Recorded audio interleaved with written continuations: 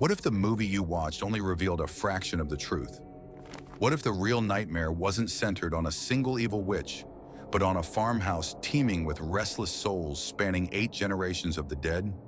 And what if, in a shocking reversal of expectations, the supposed heroes of this haunting, the celebrated investigators, Ed and Lorraine Warren, actually escalated the terror rather than resolving it?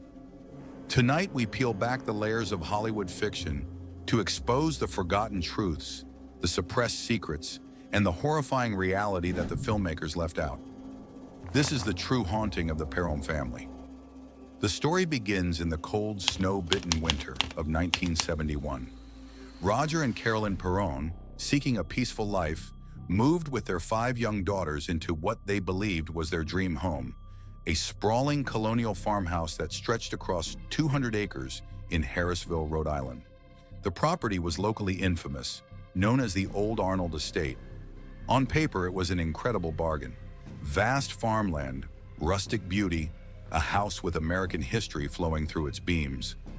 But the Perrons soon discovered the sinister reason why such a grand estate had been sold at such a low price. The seller's final chilling words at closing echoed in their minds. "Leave the lights on at night." At first, it sounded like a local superstition, perhaps a rural quirk.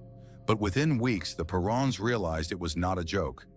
Over the next decade, this family would live through a nightmare, a house alive with voices, shadows, and presences they swore were not of this world.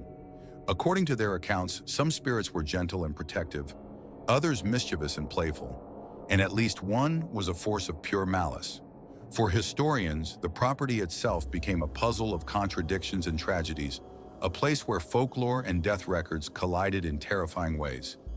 The Old Arnold Estate had been tied to a single family line for nearly 8 generations, and the land itself seemed soaked in sorrow long before the Perrons arrived. When the family dug into its past, what they found was a catalog of tragedy: 2 suicides by hanging in the barn rafters, another suicide by poison in the farmhouse kitchen, the drowning of an 11-year-old girl in a nearby brook, the freezing death of an elderly man abandoned by the elements, and the brutal, unsolved violation and murder of another young girl.